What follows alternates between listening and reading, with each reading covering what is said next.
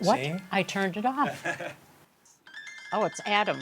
Hey, good. We're just sitting down to tape our story of you. Yes. Well, we'll call you when we're done here, okay? Drive safe. Okay. Bye bye. Good morning. I'm Marilyn Hiebeler, here with my husband, Bob. As you're watching this, we're in Minneapolis at a Vikings game. We're celebrating our son's 51st birthday. We're originally from Minnesota, and he wanted to celebrate his birthday there. But we're celebrating a lot more than his birthday. We're celebrating what we've experienced this year of God's mercy, grace, compassion, and healing. In early May, our son was diagnosed with a rare blood cancer. It's very serious.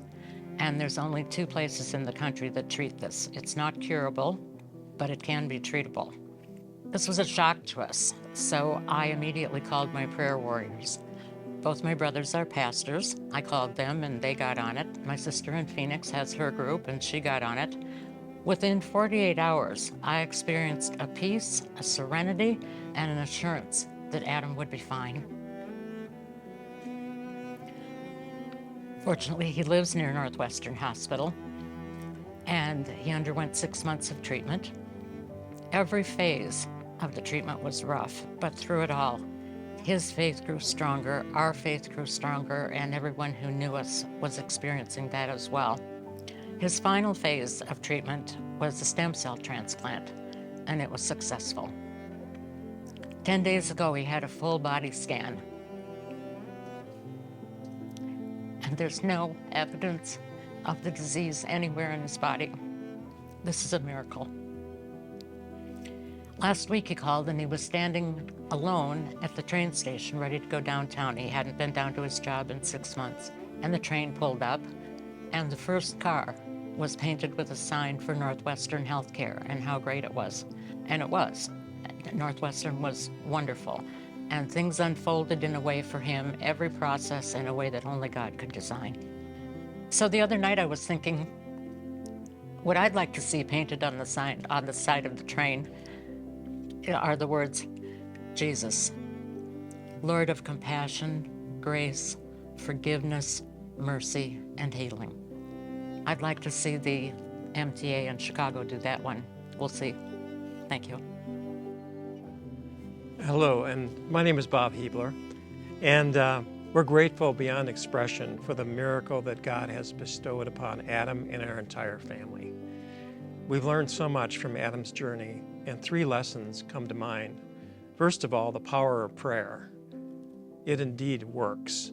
Many times during his journey, Adam would say to us that he could feel the prayers coming in from Wisconsin to Chicago, and I thought that was great.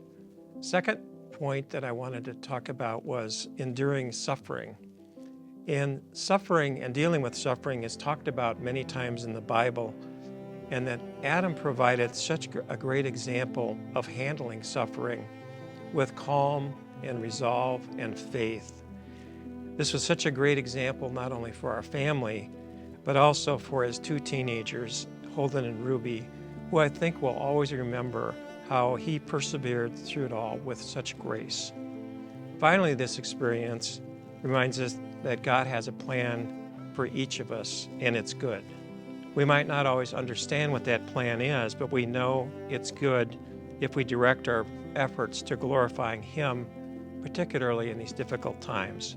That understanding always reminds me of Proverbs 3, 5, and 7. Trust in the Lord with all your heart and lean not on your own understanding. In all ways, submit to Him, and He will make your paths straight. Do not be wise in your own eyes. Fear the Lord and shun evil.